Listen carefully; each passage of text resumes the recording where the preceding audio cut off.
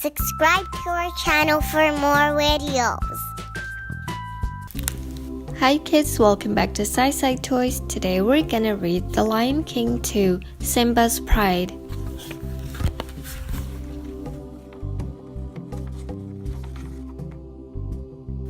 The animals of the Pride Lands gathered once again to pay their respects to the Lion King and his queen.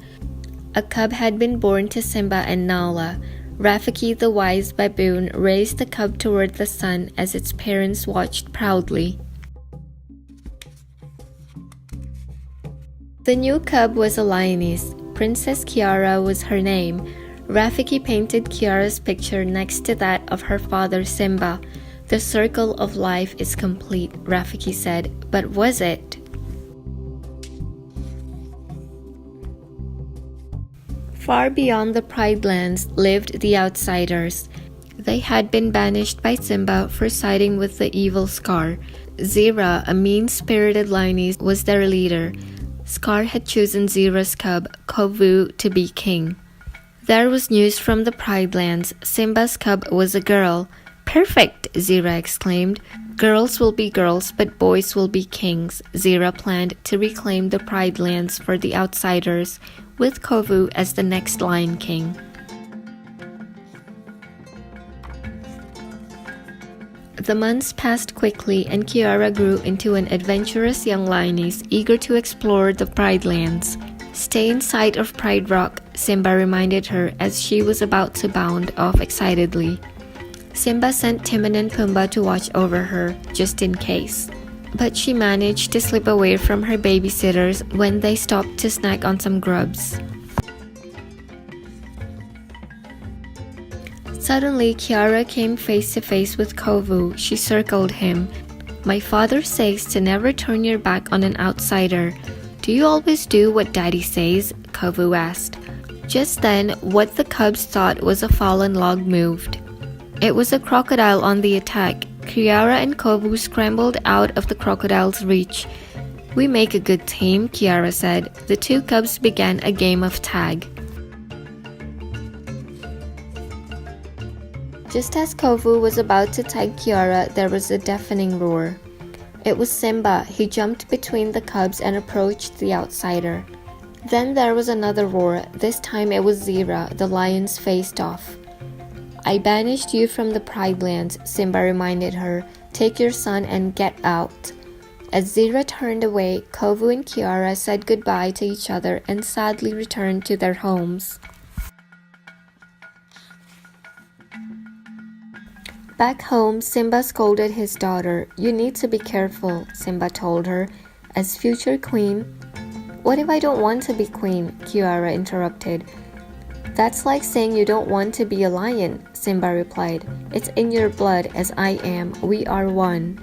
Becoming queen was a big responsibility, but Kiara wished she and Kovu could have become friends.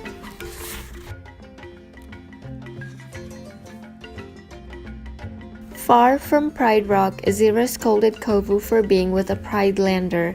"I'm sorry," Kovu said. "I thought we could be friends." "What an idea!" Zira forgot her anger.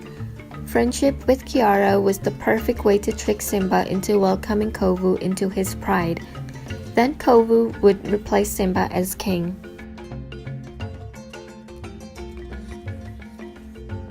The years passed. Under Zira's guidance, Kovu grew into a fierce lion with only one purpose: to reclaim the Pride Lands.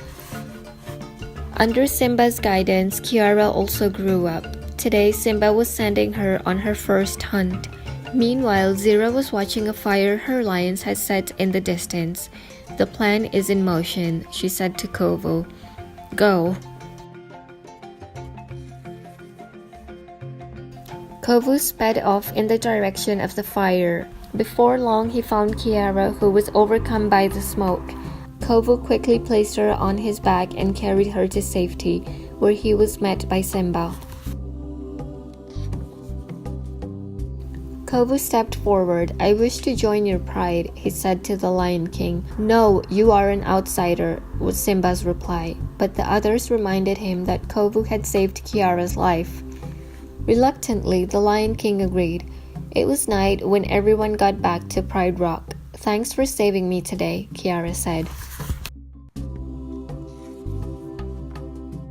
"What kind of hunter are you, princess?" Kovu asked. "You almost got yourself killed." "And I suppose you could teach me," she challenged. "All right, we'll start my first lesson at dawn." Zira's spies watched Kovu and Kiara begin to form a friendship. They would report that Zira's plan was working.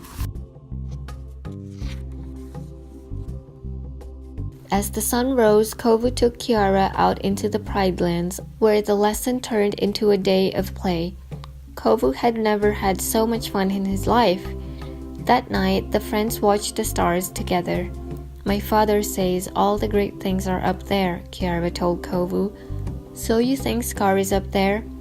"I don't know. My father says there was a darkness in Scar, one he couldn't escape." Kovu stared at the sky. He wondered if there was a darkness in him too, as there had been in Scar. Simba watched Kiara and Kovu from Pride Rock. He was still unsure about the outsider and worried about the future of his pride. He too looked to the stars and to his father for guidance. Nala approached him.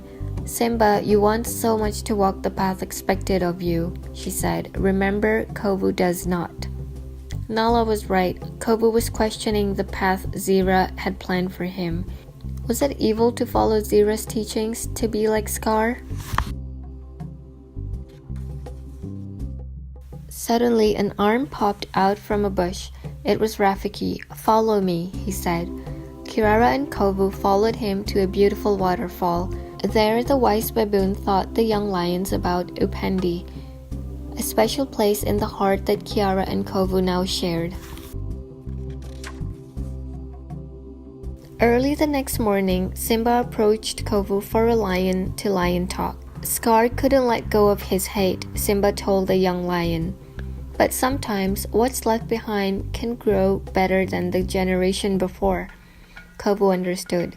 Simba was giving him a chance to prove himself.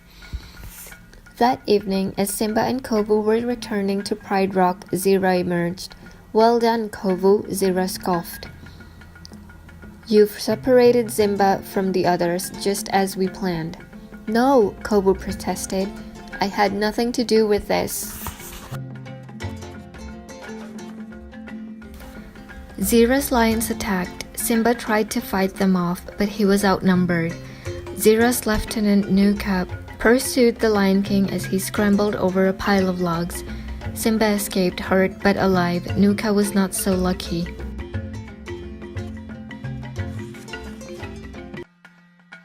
After the battle, Simba banished Kovu from the Pride Lands. "Kovu didn't do it," Kiara pleaded, but her father wasn't willing to listen. Kiara ran after Kovu and found him by a pool of water. They sat together and watched their reflections.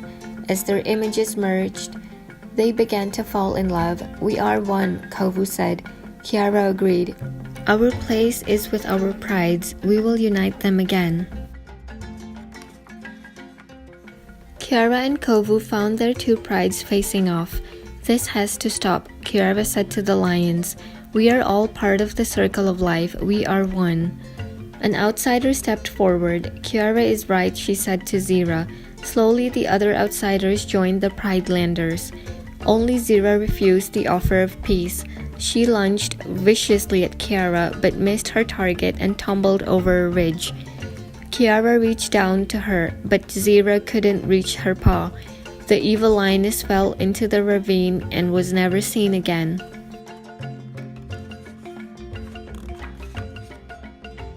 Soon, Kiara and Kovu were sitting proudly at the side of Simba and Nala as Rafiki blessed their union.